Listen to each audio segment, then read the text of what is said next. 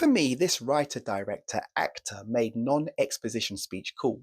He really showed modern audiences and other writers that character interactions didn't solely have to be designed to forward the plot, but could show the everyday communication of ideas and trivia through people just living their lives. A hitman doesn't just talk about killing.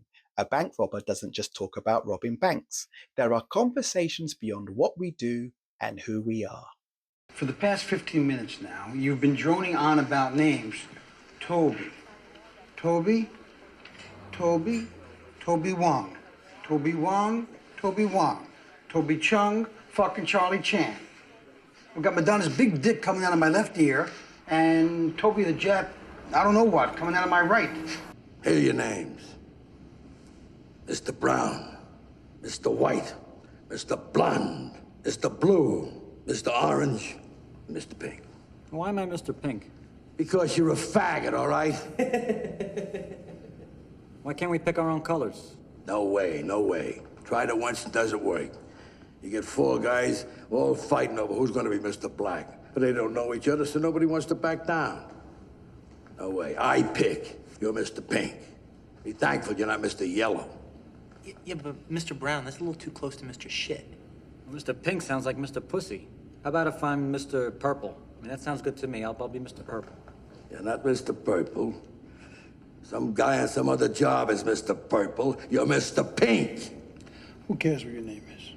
Yeah, that's easy for you to say. You're Mr. White. You have a cool-sounding name. All right, look, if it's no big deal to be Mr. Pink, you want to trade? Hey, nobody's trading with anybody. This ain't a goddamn fucking city council meeting, you know. Now listen up, Mr. Pink. There's two ways you can go on this job. My way or the highway. Now what's it gonna be, Mr. Pink? Jesus Christ, Joe. Fucking forget about it. It's beneath me, you know. I'm Mr. Pink. Let's move on. I'll move on when I feel like it. You always guys got the goddamn message? So goddamn mad, Howard, you guys can hardly talk. Let's go to work. You know, Sicilians are great liars. Best in the world. I'm Sicilian. My father was the world heavyweight champion of Sicilian liars. From growing up with him, I learned the pantomime. There are 17 different things a guy can do when he lies to give himself away. Guy's got 17 pantomimes. Woman's got 20. Guy's got 17. But if you know them, like you know your own face, they'd be lie detectors all to hell. Now, what we got here is a little game of show and tell. You don't want to show me nothing, but you tell me everything. I know you know where they are, so tell me. Before I do some damage, you won't walk away from. Could I, have one of those Chesterfields now? Sure.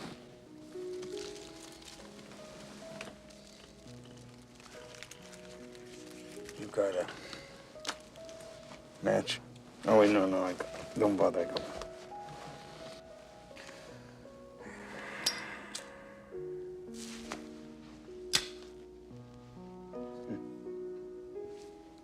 You're Sicilian, huh? Sicilian. You know, I read a lot, especially about things, about history. I find that shit fascinating. Here's a fact, I don't know whether you know or not.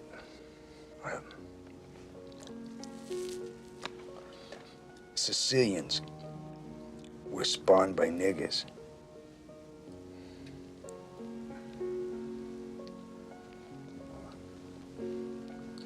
Come again? No, it's a fact, yeah.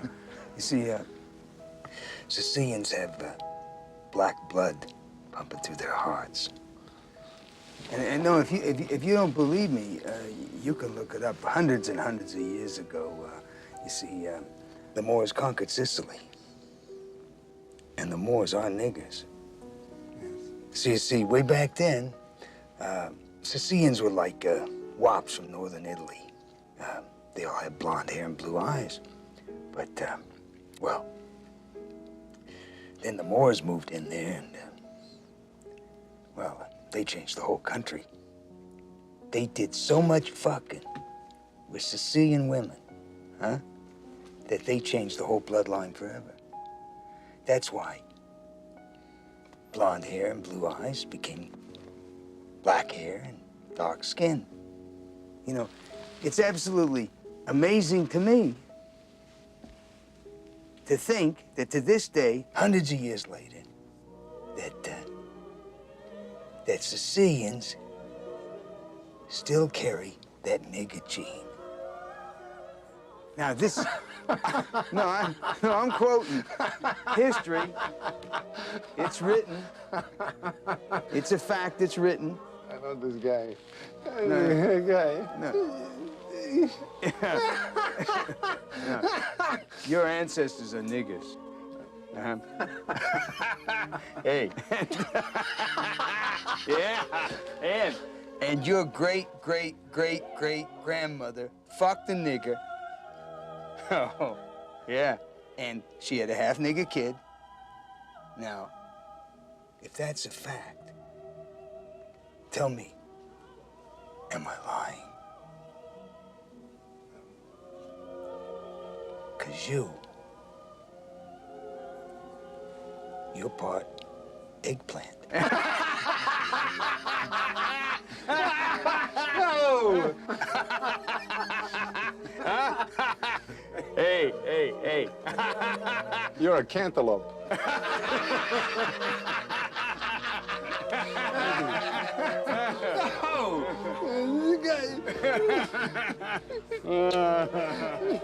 It's beautiful.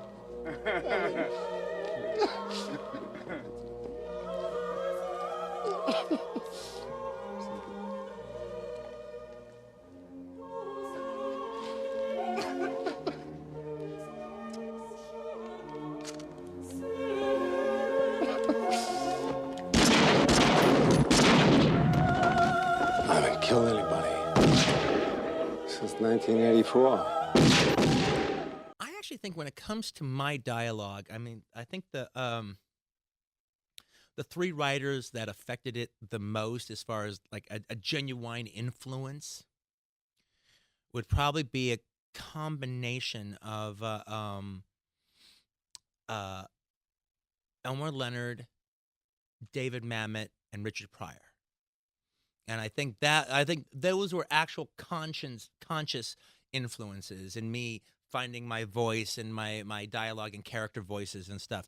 However, while this other person wasn't an influence, and even to this day I don't really consider him an influence, when I watch some of this material, I do recognize a similar aspect to their dialogue is somebody like Paddy Chayefsky. When I watched Paddy Chayefsky, I was actually surprised that, oh, wow, that's, as I started to describe, once I started writing, other friends of mine kind of pointed out that there was a symmetry to our dialogue to some degree or another. But the funny thing about Paddy Chayefsky was it was almost via Paddy Chayefsky that I actually realized that I actually was a pretty good writer, and maybe want to think about exploring this a little bit, because how I actually kind of discovered writing dialogue is I used to be an actor, and I'd be in acting classes, and so part of your thing in acting classes is to drum up scenes to do, and I always wanted to do scenes from movies and stuff.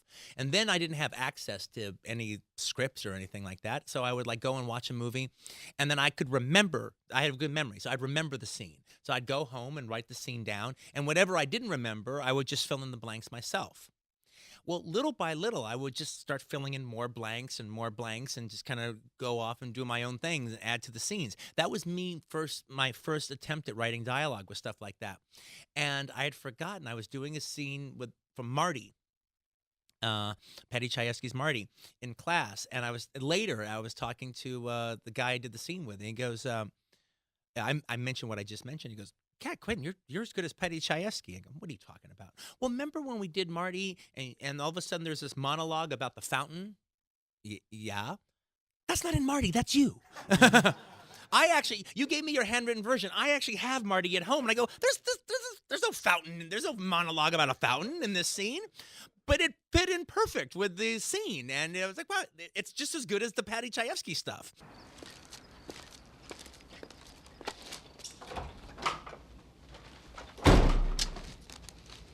Shit, I was really worried. Where the fuck you been, man? Sightseeing. What'd you see? Cops. See the border? Yes, I saw the border. What'd the TV say? They're gonna apprehend us in about 48 hours. We gotta figure out a way to get us across this goddamn border. The longer we stay here, our lives ain't worth shit. Here you go. We gotta get our asses into Mexico tonight. And then Carlos is gonna meet us there at the rendezvous tomorrow morning. And then he and his boys, both of them, all of them, are gonna escort us to El Rey. Where's the woman? What? I mean, what? The woman, the fucking hostage. Richard, where is she? She's in there. What the fuck is she doing in there? That's that woman.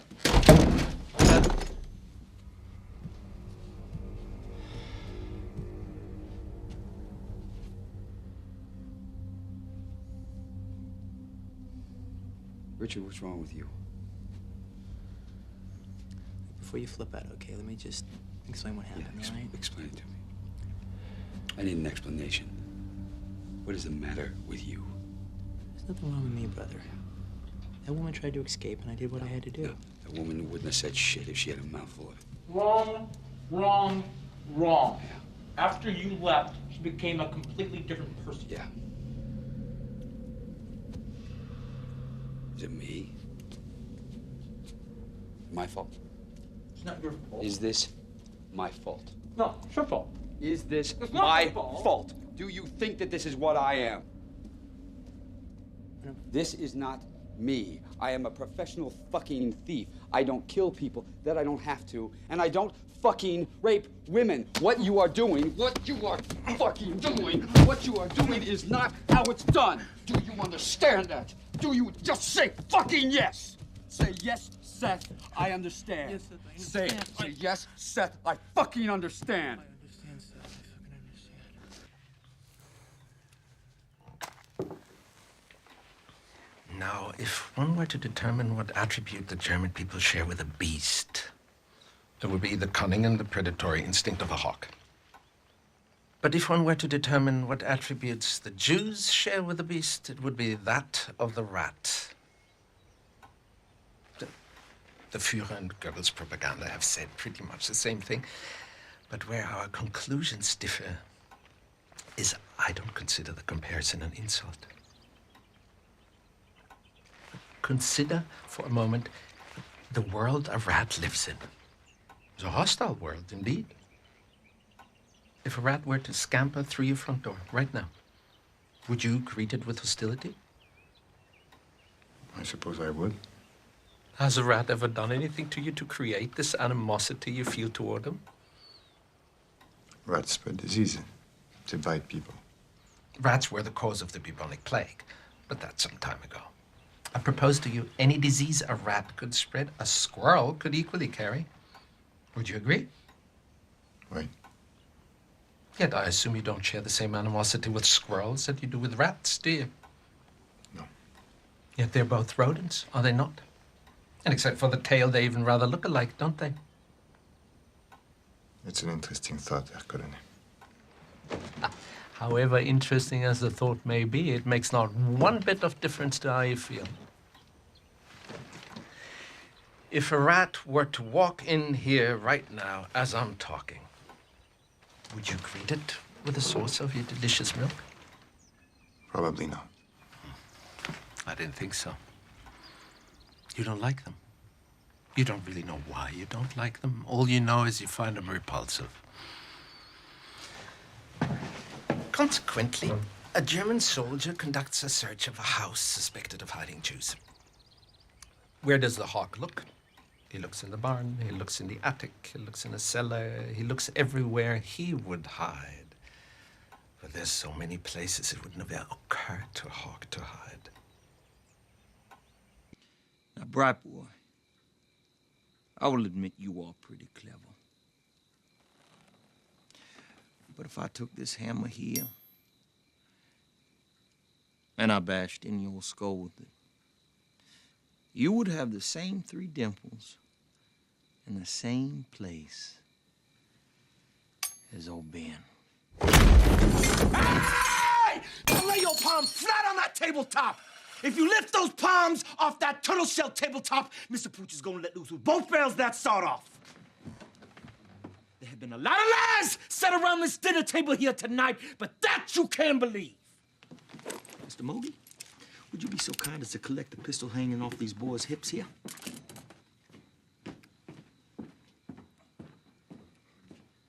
Thank you ever so much. Doctor.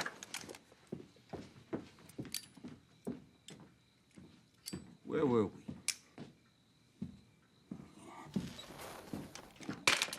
Jackass. Ah, yes. I do believe you were just getting ready to make me a proposition to buy Broomhilda. Am I right?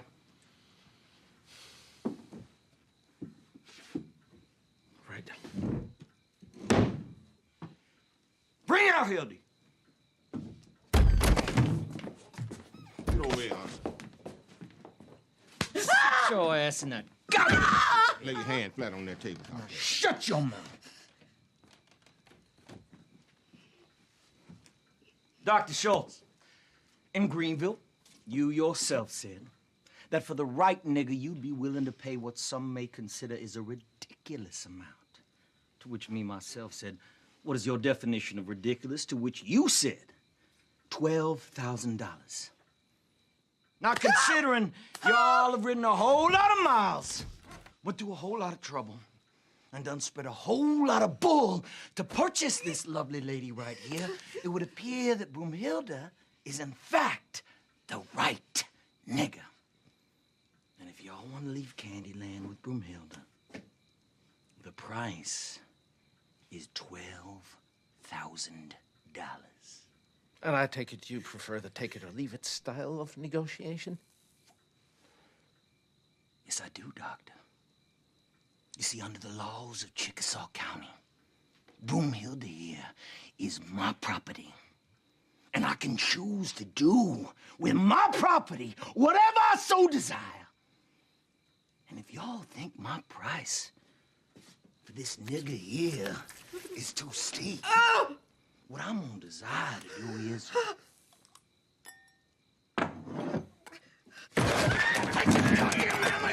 and beat our ass to death with it, right in front of both y'all. Easy, big fella. Then we can examine the 3 dimples inside Broomhilda's skull. Now, what's it gonna be, Doc? Huh? Now let me take a wild guess here.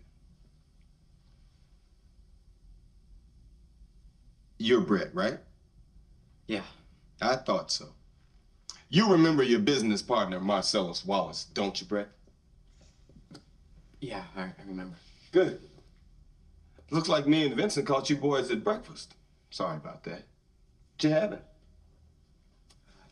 Hamburgers. Hamburgers! The cornerstone of any nutritious breakfast. What kind of hamburgers? Cheeseburgers. No. Where'd you get them? McDonald's, Wendy's, Jack in the Box, where? Big Kahuna Burger. Big Kahuna Burger. That's that Hawaiian burger joint. I hear they got some tasty burgers. I ain't never had one myself. How are they? They're good. You mind if I try one of yours? This is yours here, right?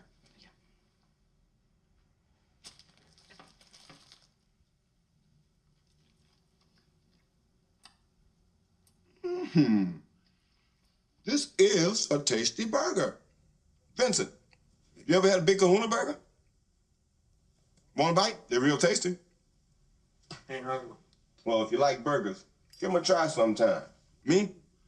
I can't usually get them because my girlfriend's a vegetarian, which pretty much makes me a vegetarian. But I do love the taste of a good burger. You know what they call a quarter pounder with cheese in France? No. Tell them, Vincent.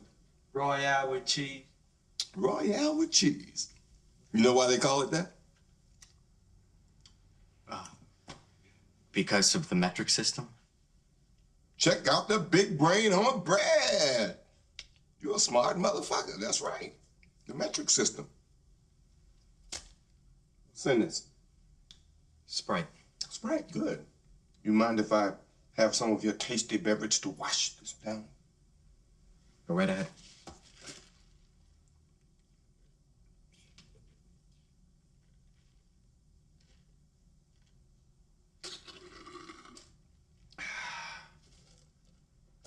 That hit the spot.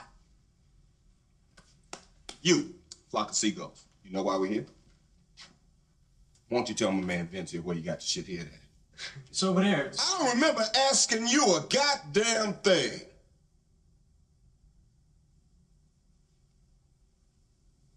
You were saying? It's in the cupboard. No, the one by your knees.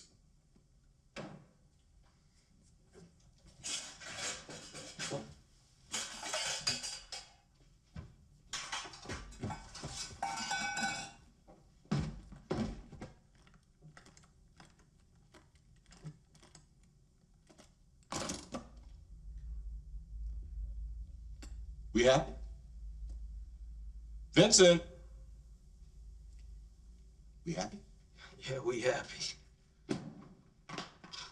Look, I'm sorry. I didn't get your name. I got yours, Vincent, right? But I never got your... My name's Pitt, and your ass ain't talking your way out of this shit. No. I just want you to know how... I just want you to know how sorry we are that things got so fucked up with us and Mr. Wallace. We got into this thing with the best intentions, really. I never...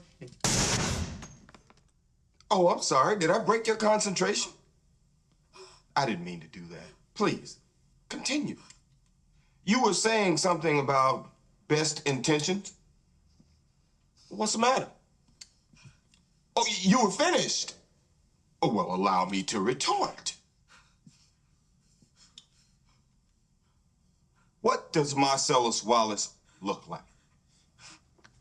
What? What country you from? What? What ain't no country I ever heard of? They speak English and what?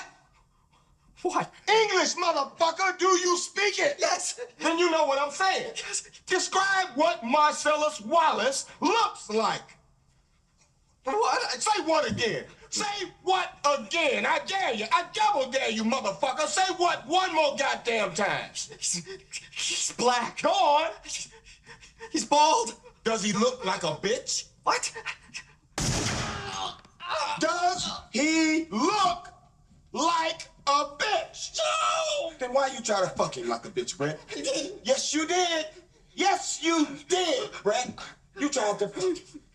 And Marcellus Wallace don't like to be fucked by anybody except Mrs. Wallace. You read the Bible, Brett? Yes.